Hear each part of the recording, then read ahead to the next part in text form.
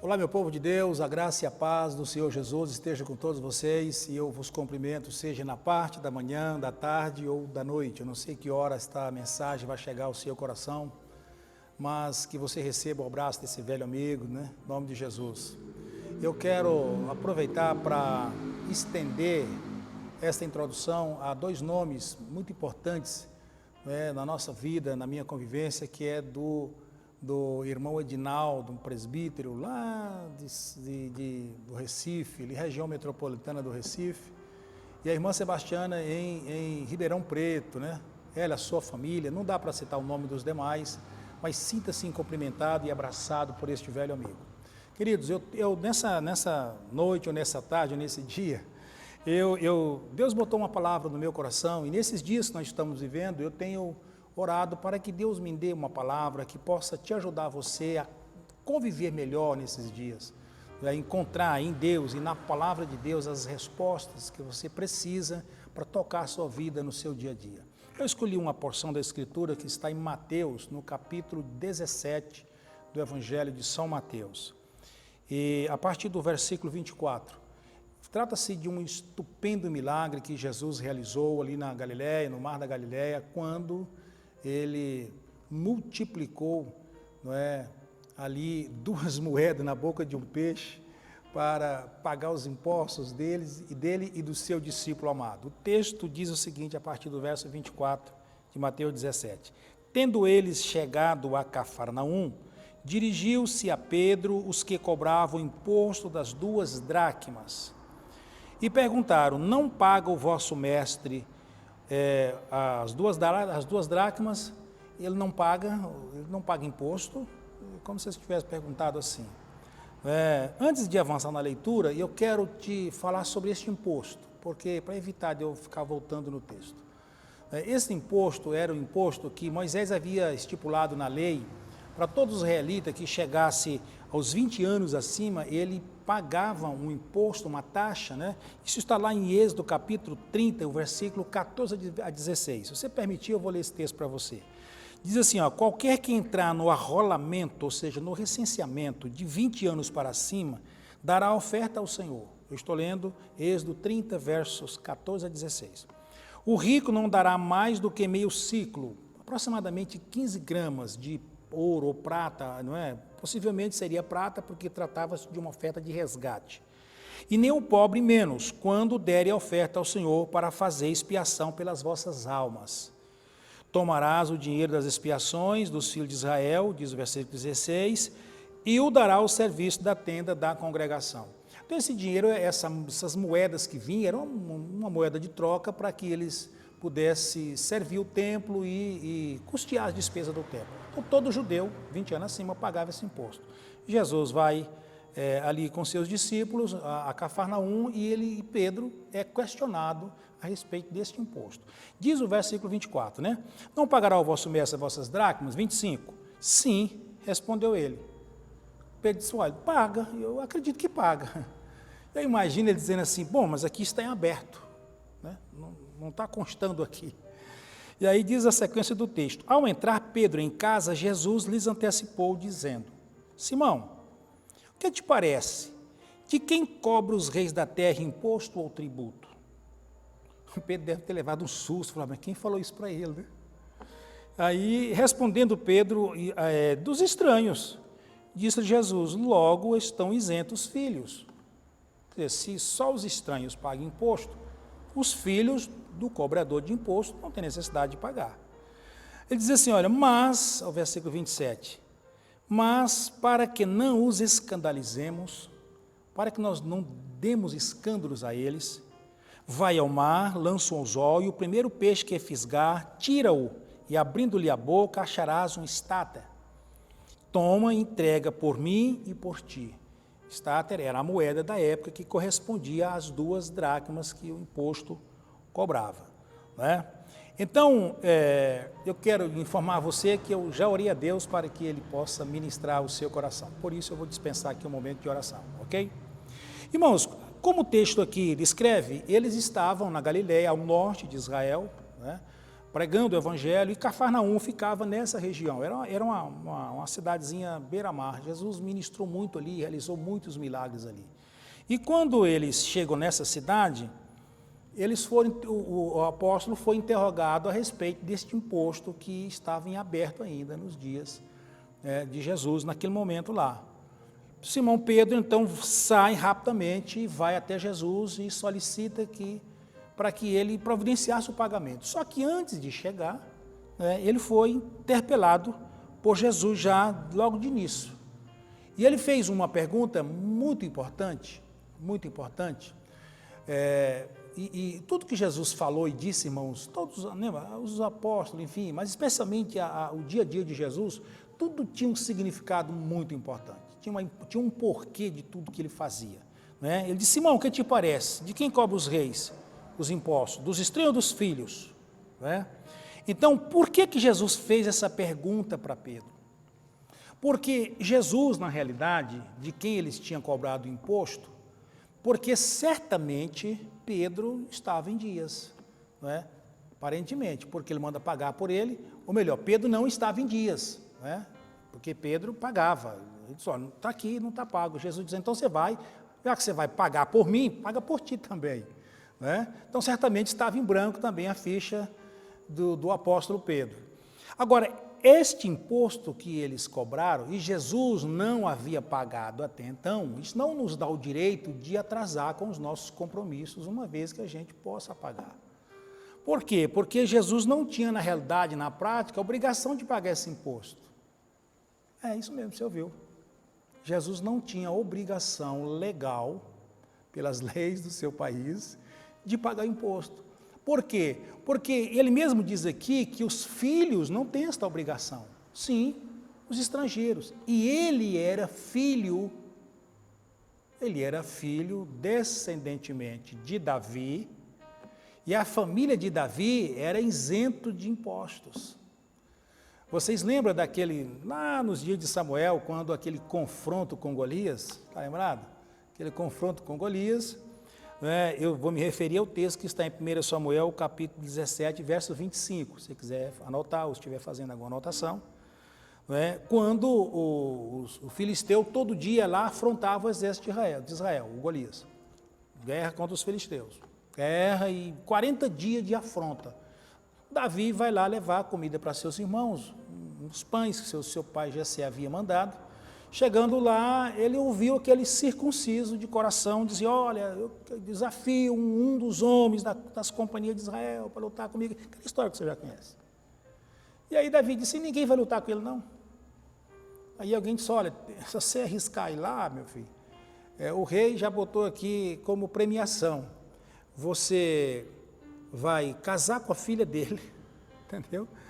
Vamos para o texto, para ficar melhor, o texto, porque ele dá a ele três benefícios para quem matasse o rei. Vamos ao texto, fica melhor a leitura.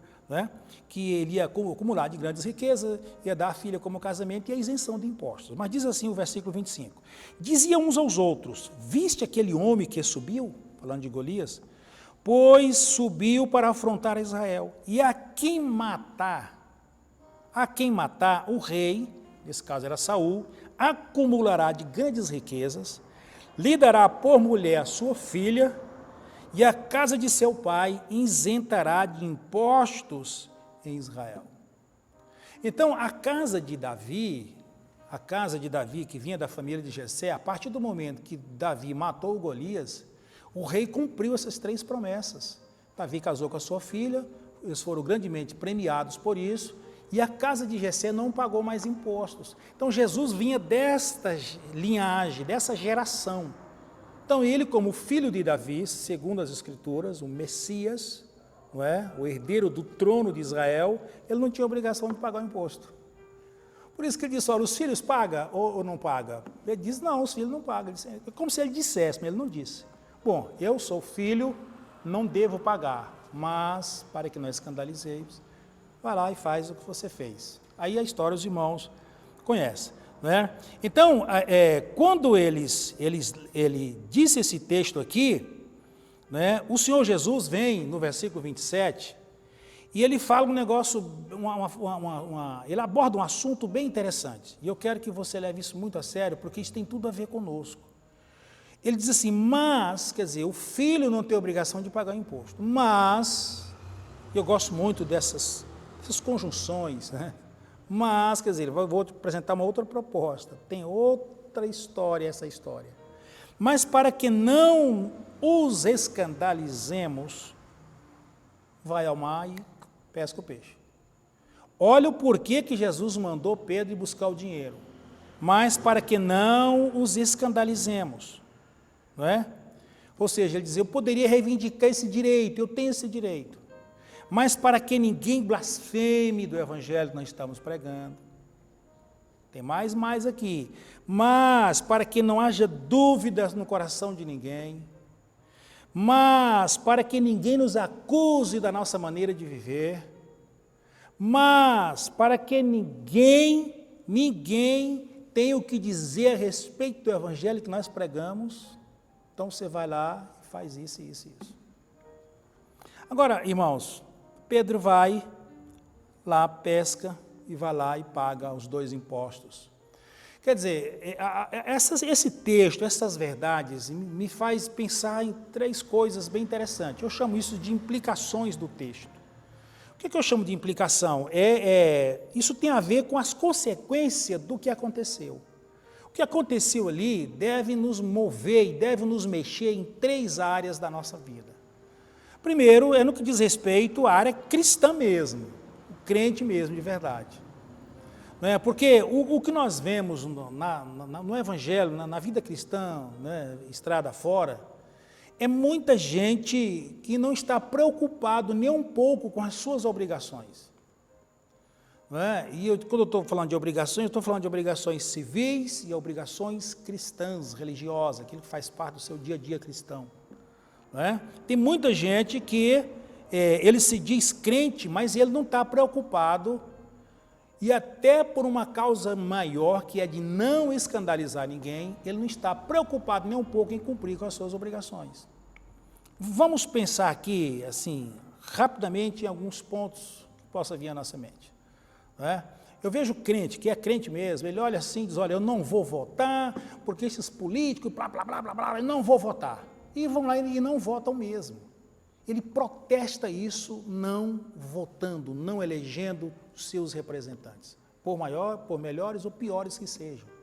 Só que a legislação do nosso país diz que é para fazer assim. E ele, como bom crente, deveria fazer isso. Você conhece alguém que deixou de votar, preferiu justificar o título do que ir lá e cumprir com as suas obrigações? Não é? Nós podíamos ir aqui mais além. A nossa legislação de trânsito, por exemplo, reza no seu código do CBT, Código Brasileiro de Trânsito, que a velocidade máxima permitida no Brasil é de 110 km por hora para automóveis.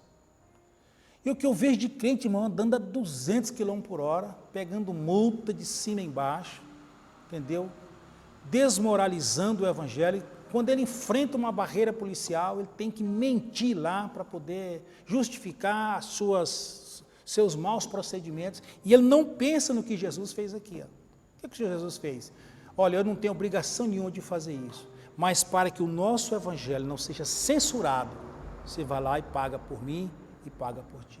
O que ele estava dizendo? Que o cristão tem deveres a cumprir com a legislação e com as leis do Estado em que ele vive, ainda que ele não precisasse. Porque nós em linhas gerais, nós somos filhos de Deus, todos filhos de Deus. Aquele que recebeu, deu o poder de serem feitos filhos de Deus. Nós somos filhos de Deus. Era para a lei nos isentar. Mas a nossa consciência cristã não pode permitir isso. Aí você sai das leis civis e vamos para as leis religiosas. Não é? Aí, irmão, aqui que a coisa pega. Porque são crentes que eles vêm para a igreja, eles saem do mundo, não é? Debaixo daquela promessa, olha, se aquele que está em Cristo é nova criatura, as coisas velhas se passaram, tudo se fez novo. Então ele agarra isso, ele crê nessas verdades, ele vem para a igreja. Só que ele chega na igreja e ele esquece que aqui no reino de Deus ele tem obrigações a cumprir. Ele tem obrigações a cumprir, assim como ele tem como cidadão comum do dia a dia, como cidadão civil que ele tem no país que ele vive. Ele entra no reino de Deus e nesse reino existem leis para cumprir. Por que eles pagavam os impostos no templo? Porque o templo precisava de manutenção. Então Deus estipulou e instituiu deveres para quem viesse para o templo. Quem chegasse aos 20 anos, melhor dizendo, trouxesse e mandasse para que ele pudesse servir o templo e dar a qualidade que eles precisavam para o templo. Irmãos, quantos crentes estão na igreja, não sei quantos anos, e ele nunca teve coragem de dar uma contribuição na igreja, seja ela um dízimo, seja as ofertas, entendeu? Ele usufrui de tudo, ele quer poltrona para sentar, ele quer energia para dar qualidade de visibilidade para ele quer ar-condicionado para desfrutar, e ele quer uma boa palavra, ele quer um pastor que ministra ele, mas ele não se preocupa com as responsabilidades que ele tem como cristão no reino de Deus. Não é? Você já viu, por exemplo, eu gosto muito da ilustração, um jovem, por exemplo, a jovem quando ela vai casar ou pensa em casar, você já viu alguma jovem ou algum jovem dizer assim, olha pai, mãe, eu quero casar porque, vamos pensar no rapaz, né?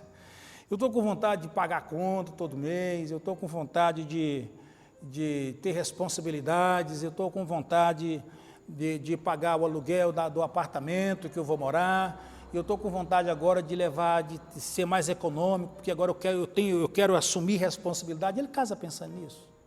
Claro que não.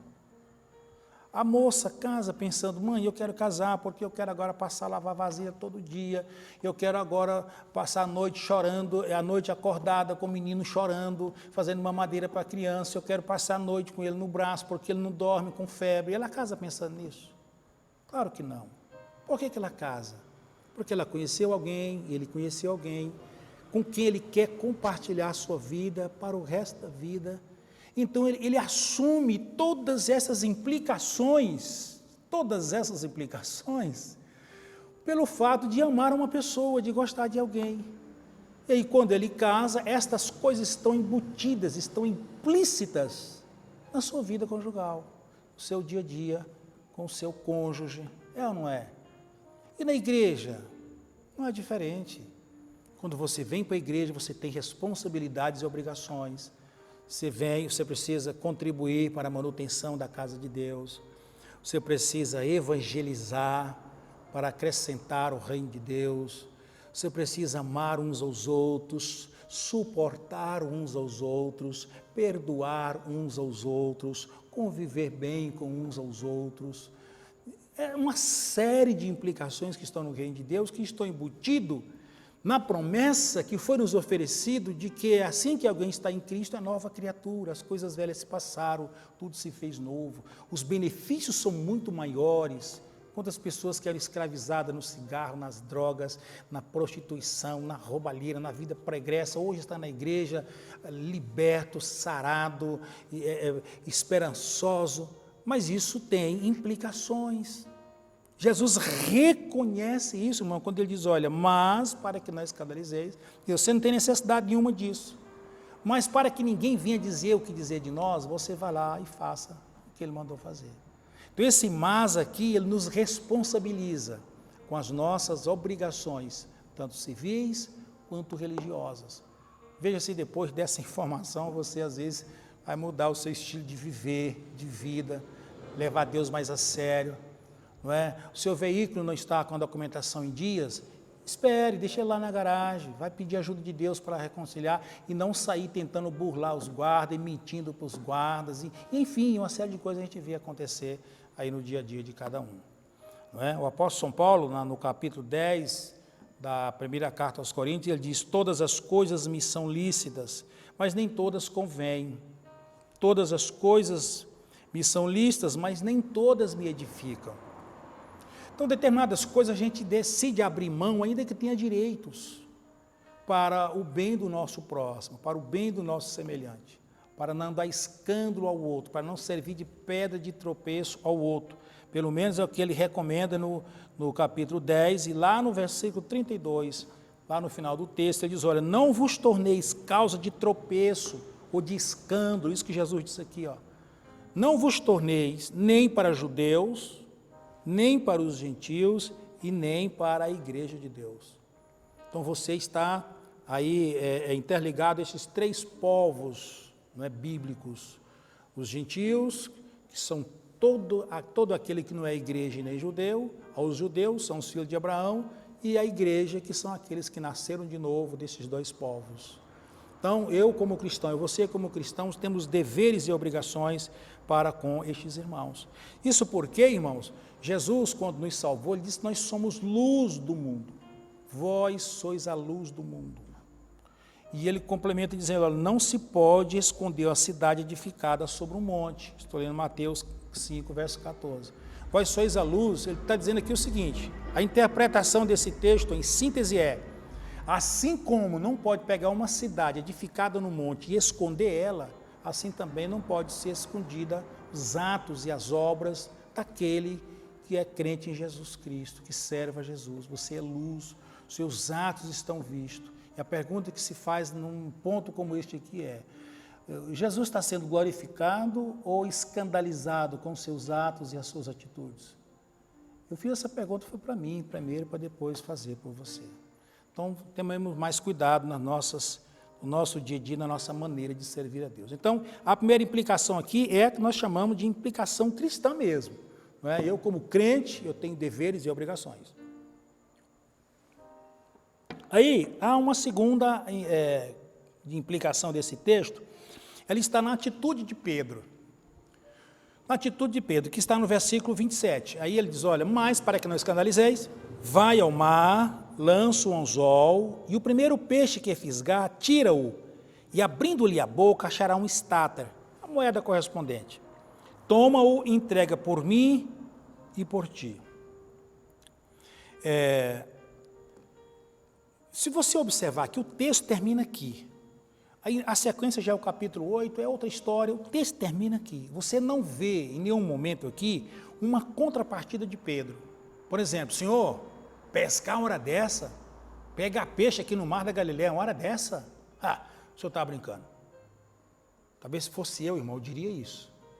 Porque Pedro, como um pescador velho, treinado naquele mar, conhecia ali o caminho das pedras dentro daquele mar, mais um lago, né, porque é água doce. Ele deveria ter questionado a palavra de Jesus. Mas você não vê aqui nenhum questionamento aqui. Então essa é a primeira coisa. Quando Deus nos dá uma palavra, e essa palavra está na sua palavra, ela é digna de toda aceitação, ainda que ela não caiba dentro da nossa mente, do nosso entendimento, para compreender realmente o que Jesus está dizendo. É melhor mesmo obedecer a palavra dele, né? Obedecer a palavra dele, porque ele conhecia aquilo ali como ninguém. Mas quando Jesus lhe deu a palavra, você vai lá e joga a rede, ou melhor, joga o anzol, e o primeiro peixe que pegar, você vai lá, tira o dinheiro e paga. Ele ficou ouvindo o Senhor dizer, e o que se subentende aqui na sequência da leitura é que ele foi lá e pegou um anzolzinho e desceu para o mar da Galileia. Calado, firme, pendurado na palavra que Jesus havia dito. E aqui há algo muito importante para nós entendermos aqui. É que, às vezes, o que nós lemos na palavra de Deus, a grandeza disso é tão tamanha que parece que não cabe na nossa mente. E todas as vezes que a gente ouve uma palavra que ela choca o nosso entendimento, qual a tendência nossa? Questionar. Será? Ah, mas e se? E se? Esse se, ele é complicado, porque ele tira de nós a possibilidade de Deus realizar os milagres que ele tem planejado a realizar na nossa vida. Se você ler, por exemplo, o Salmo 72 e o versículo 18 do Salmo 72, esse texto nos dá uma mensagem, tem uma verdade bem tremenda. Ele diz assim, olha, 72, 18, bendito seja o Senhor Deus, o Deus de Israel, que só Ele opera prodígios. Eu escolhi essa versão porque esta palavra prodígio foi melhor traduzida nesse texto do que outras versões que eu já estive observando. Prodígio, irmãos, é uma ação extraordinária, além daquilo que nós podemos, ela sobressai a nossa capacidade tanto de fazer ou de compreender. O prodígio é aquilo que é feito de tal maneira que foge a nossa capacidade tanto de fazer aquilo, como de compreender aquilo. Por exemplo, tem coisas que a gente olha e não compreende, a gente não compreende. E tudo isso a gente tem dificuldade de acreditar nessas coisas. Mas nós estamos falando aqui desta obra que Deus realizou, nós estamos falando de um milagre. E milagre é algo que não se explica. Se alguém definir para você, milagre é isso, você desconsidera, porque não é milagre. É qualquer uma outra ação de Deus, é qualquer uma outra operação de Deus. Milagre, ele é inexplicável e incompreensível, incompreendido. Ele não cabe na mente da gente, essas ações. Entendeu? Por isso é que Jó, no seu livro de Jó, o seu amigo Eliú, quando estava dando um puxãozinho de orelha em Jó, ele disse assim, olha, inclina, Jó, os ouvidos e a isto, para e considera. Eu estou lendo Jó 37, versos 14 a 16. Só ele inclina o teu ouvido, para e considera. Ele não disse assim, para você entender uma coisa aqui. Vou te dizer algo e você precisa de entender. Ele não disse isso. Ele disse, considera. Ou seja, olha, admira e impressiona, mas não cabe na sua mente para compreender. Ele diz, olha, as maravilhas de Deus, olha e considera as maravilhas de Deus. 15, melhor. Porventura, sabes tu como Deus as opera? Ou seja, você entende Deus, você entende o agir de Deus. O versículo 16, ele diz, olha, tens tu notícia do equilíbrio das nuvens e das maravilhas daquele que é perfeito em conhecimento? Olha essas informações aqui, irmãos. Você tem notícia do equilíbrio das nuvens? Você sabe como é que elas funcionam no universo? Daquele que é perfeito em conhecimento. Então, Eliú está chamando aqui a atenção de Jó para ouvir a resposta óbvia. Não entendo. Não compreendo. É maravilhoso, mas não cabe na minha mente. Eu vou tomar uma aguinha e volto já para terminar essa mensagem. Então, continuando esse raciocínio, nós os seres humanos somos assim muito voltados a tentar criar uma plataforma, uma maquete. Viu? Um prédio, você faz aquela maquete do prédio, mas ali não é o prédio, mas todos os detalhes do prédio estão lá. Nós somos muito bons para fazer isso no que diz respeito à nossa relação com Deus. Como? Assim, eu vou orar a Deus para uma causa, mas eu faço um desenho na minha mente de como Deus pode agir. Eu crio um desenho, aí eu formato esse desenho e aí eu fico orando ali. Irmão, isso é limitar a Deus, é limitar um Deus que é ilimitado, porque Ele não vai caber na nossa caixinha, Ele é livre para agir, soberano. Aquilo que te incomoda, que te preocupa, que tira o seu sono, Deus está cansado de saber como é que Ele vai fazer. Agora mesmo, nesse tempo de crise, de pandemia, etc., de vez em quando alguém, um respeito que às vezes tem por mim, diz, pastor, eu queria ouvir o senhor, como é que o senhor acha que a igreja vai funcionar depois dessa crise? O Brasil, como é que o senhor está vendo isso? Pastor, diga alguma coisa aí. Rapaz, esse negócio está me preocupando, diga alguma coisa aí. E aí eu tenho alguns deles que eu tenho mais intimidade, eu brinco, né? Eu digo, eu tenho duas respostas, você quer a boa ou a ruim? Ele fala, não, manda a ruim primeiro, porque a boa compensa a outra, né? Eu digo, olha, a notícia ruim é que eu não sei. Ele diz, manda a boa. Eu digo, a boa é que eu sei. Quem sabe? Eu não sei, mas eu sei quem sabe como é que as coisas vão funcionar, como é que as coisas vão acontecer. E a minha oração nesses dias não tem sido para Deus fazer isso ou fazer aquilo. Eu tenho descansado aos pés dele nas minhas orações e liberando da minha alma a certeza de que está tudo sob controle. Ele sabe até onde vai permitir isso, Ele sabe a hora que vai intervir, Ele sabe a hora que vai cumprir o propósito dEle. Ele sabe. E este é o Deus que você serve, meu irmão e minha irmã. Tem alguma coisa te pegando, te incomodando aí, tirando seu sono? Descansa nele. Você não sabe como vai resolver essa questão? Descansa nele.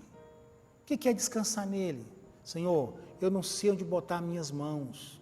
Então eu nesse momento retiro o braço de carne e eu em nome de Jesus declaro que o seu braço poderoso estará à frente, conduzindo esse propósito e eu descansarei em ti. Isso que eu tenho feito ao longo de muitos anos, irmãos. Parei de sofrer, os problemas, a maioria deles se autorresolve porque não precisava das minhas mãos iam só atrapalhar lá. Entendeu? Então, você precisa entender que Deus não vai caber na nossa caixinha. Não vai caber na nossa caixinha. Eu vou te dar um texto aqui da palavra de Deus para você entender isso. Depois você pode fazer a leitura toda, ali está aí no Evangelho de João, no capítulo 9. É o texto bem familiar, quando Jesus está andando com seus discípulos. Eu vou fazer aqui uma parte da leitura para você ver. João 9, eu vou ler do verso 1 a 3. Evangelho de João. Caminhando Jesus, viu um homem cego de nascença. Ele ligou os discípulos, como fazia ali nas terras da Palestina, subindo e descendo. E um homem de nascença. Olha o versículo 2. Preste atenção na leitura do versículo 2. E depois, se você quiser pegar a sua Bíblia para conferir, se anotar o que eu vou dizer, faz bem. Olha o verso 2. E os seus discípulos perguntaram: Mestre, quem pecou, este ou seus pais, para que nascesse cego? Olha aqui, irmãos, os nossos representantes. Senhor, quem pecou? Ele ou seus pais? Quer dizer, eles já vieram a Jesus com o pacote pronto. Quer dizer, olha, alguém aí fez bobagem para esse menino nascer desse jeito. Entendeu? Nós somos bons nisso, irmãos. A gente vai a Jesus para apresentar nossos problemas, a gente já diz tudo o que ele tem que fazer. Senhor, olha, o senhor faz isso, faz aquilo, o senhor faz aquilo, mais aquilo outro, e a gente vai para casa achando que vai ser daquele jeito. Aí, aquele que tem todo o conhecimento, como disse Jó, que tem todo o conhecimento, vai lá e faz do modo dele, e às vezes assusta a gente. Olha aqui a resposta de Jesus, no versículo 3. Respondeu Jesus: nem ele pecou e nem seus pais. Nenhum deles pecaram. Eu imagino assim, eles não pecaram. Eu imagino aqui, nos olhos deles, o susto que eles levaram. Jesus disse, nem ele, nem os pais, mas foi para que se manifestasse nele as obras de Deus. E diz o versículo 6 e 7, que Jesus fez lodo, untou os seus olhos, mandou ir ao tanque lavar e voltar. Ele foi, lavou e voltou vendo. O propósito de Deus, ao ter tirado a visão desde a nascença daquele garoto, porque Deus queria ser glorificado na vida dele, tinha um propósito muito maior, e não uma ideia mesquinha de quem pecou para que isso acontecesse. Eu estou te dizendo essas verdades aqui, irmãos, trazendo essas implicações nesse texto, para você saber que tudo que está acontecendo na sua vida está sob o controle de Deus. Ele está no controle. Aquele que sustenta o universo sobre o nada, aquele que as nações são para ele como gotas num balde, ele sabe tudo, aquele que quando você vai orar, com a mente cheia de informações, ele já sabe o que você vai pedir, está entendendo isso? Ele já sabe o que você vai pedir, então descanse em Deus, glorifique a Ele, entregue a Ele, aprenda a soltar o cabo da nau. Nós não cantamos o hino, solta o cabo da nau, toma os remos na mão, solta o cabo da nau. Deixa ele conduzir, ele sabe como fazer. Então a primeira implicação é aquela implicação que nós temos com as nossas responsabilidades cristãs, mas, para que não escandalizamos, vá lá e faça. A segunda é essa coisa de deixar Deus livre para fazer como Ele quer fazer. Pedro assim fez, foi lá, pescou o peixe, enfim. Agora, eu quero ministrar ainda uma terceira implicação, que está aí no versículo 27 também. O versículo 27 é a essência desse texto, né? Todo antes dele é uma preparação para chegar na essência do texto. E aqui essa implicação tem a ver não com a atitude de Pedro, mas com modus operandi de Deus. Modus operandi é uma palavra latina que diz um modo de operar, modus operandi. Como é que Deus opera? Você já viu os policiais, quando eles vão investigar um crime, eles vão lá, o que aconteceu? Aconteceu isso, e eles já fazem uma ligação, porque o modus operandi do crime foi parecido com aquele que eles já estão investigando. Aí já sabe que foi a mesma quadrilha. E quando pega uma, tem tantos crimes já desvendados, né? Então, o modus operandi de Jesus. Vamos olhar aqui o verso 27. Ele disse, vai ao mar, lança o anzol, e o primeiro peixe que fisgar, tira-o, e abrindo-lhe a boca, acharás uma estátua, toma-o e entrega por mim e por ti. Ao modus operandi de Deus na pessoa de Jesus. Vamos atentar aqui para alguns detalhes para chegar onde eu quero chegar.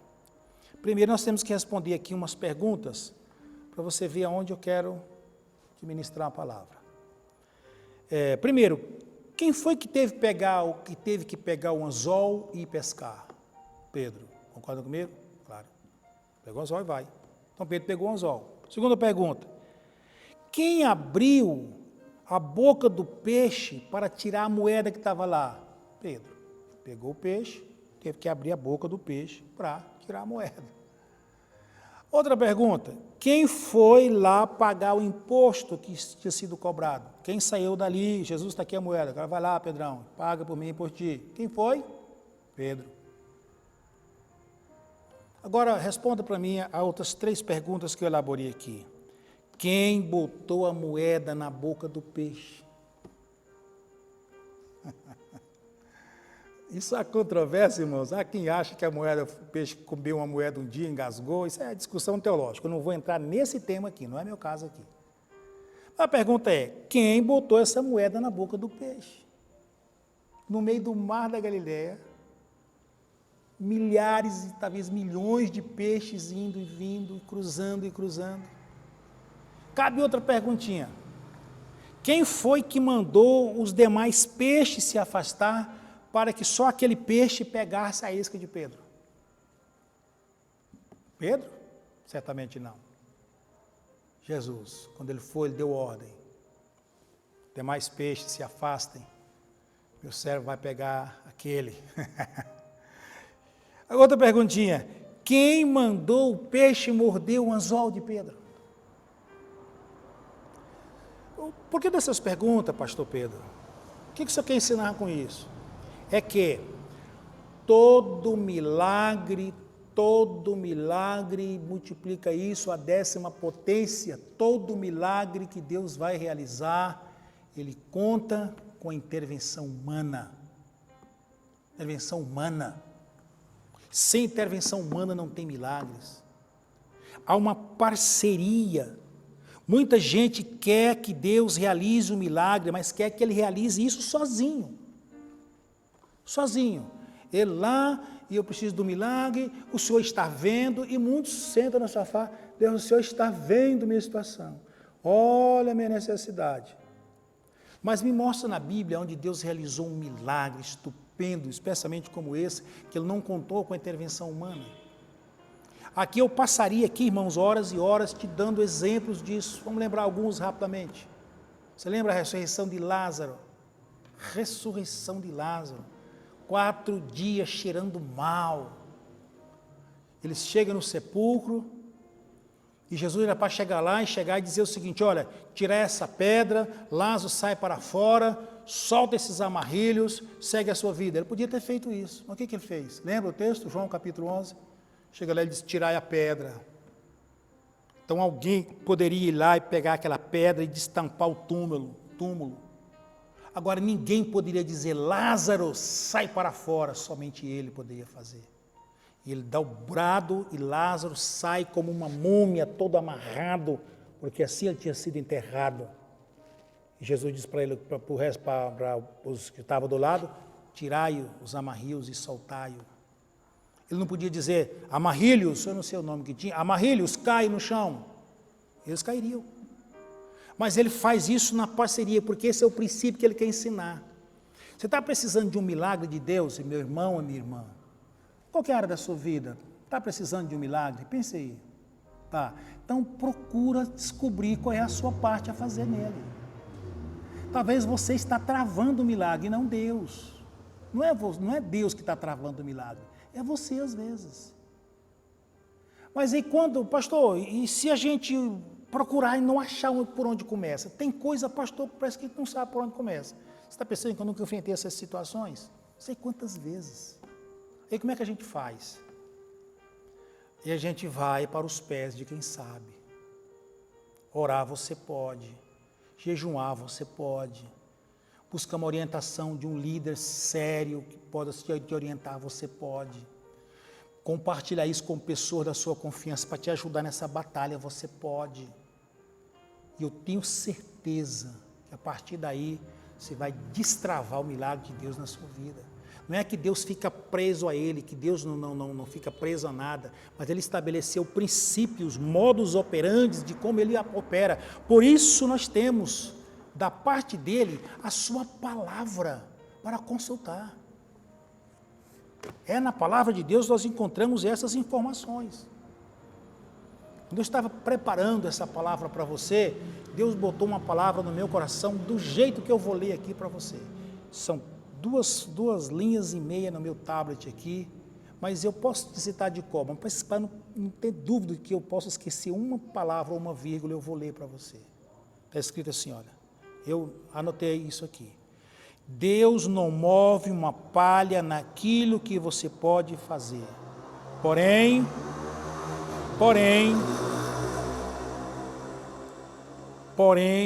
moverá os céus e a terra. Ele não pode mover uma palha naquilo que você pode fazer, porém moverá os céus e a terra naquilo que você não conseguirá fazer. Pode ter certeza disso. Pedro jamais poderia levantar um dinheiro para pagar aquele imposto. Certamente ele tinha consultado Judas, tem algum dinheiro aí? Não tem, demos aos pobres todos. Ele mandou ajudar aquela viuvinha lá, não é? Aí ele mandou o mar. Ele está pronto, irmãos, para mover o céu, a terra, para realizar e fazer aquilo que você não poderá fazer, mas eu nunca vi ele mover uma palha naquilo que eu e você podemos fazer. Essa é a verdade desse texto. Então, eu não sei qual é a sua necessidade, eu não sei qual é a necessidade do seu milagre. Eu só sei que Deus é o mesmo ontem, hoje e eternamente. E assim como Ele trouxe resposta para uma causa perdida, impossível, praticamente, não vou dizer perdida, né, irmão? Exagerei, né? Mas uma causa impossível, porque como é que Ele ia levantar aquele dinheiro ali? E Jesus sempre sabe como fazer. Sempre. Pode perguntar para Ele, irmãos. Senhor, minha causa é esta, e esta, e esta, e esta. Como é que eu devo fazer nessa questão? E espere Ele mover o seu espírito. Ele habita em você, Ele habita você é morada dEle. Basta você voltar para si, entronizá-lo e liberar a sua presença, e você vai ouvir a direção dEle. Hora que Ele vai mandar você ficar quieto. Eu aprendi uma coisa de um pastor veterano, ele tinha 50 anos de ministério. 50 anos de ministério. E ele ensinando uma vez numa reunião de obreiros, ele disse, irmãos, ao longo desses 50 anos de ministério, eu aprendi uma coisa muito importante. Ele estava lidando com uma questão, né, ali, complicada na convenção. Ele disse, olha, aprendi uma coisa muito importante. É que determinadas coisas a gente resolve falando. Determinadas coisas a gente resolve calando. Então Deus vai te orientar, porque há tempo de falar e há tempo de ficar calado. Então Deus vai te orientar. É hora de falar, fala. É hora de dizer, diga. Não é? Então é hora de baixar a cabeça, curvar a cabeça e esperar Deus cumprir o propósito dele. Nós já aprendemos ao longo da vida cristã, da vida cristã prática, né, que Deus tem 3 maneiras de responder às nossas questões, nossas orações. Primeiro, está aqui, vou resolver agora, pediu, está aqui, recebe. Segundo, espera um pouco, né? Espera um pouco, a vida vai demorar um pouquinho. E outra, não, e às vezes é um não mesmo, porque não é bom para nós.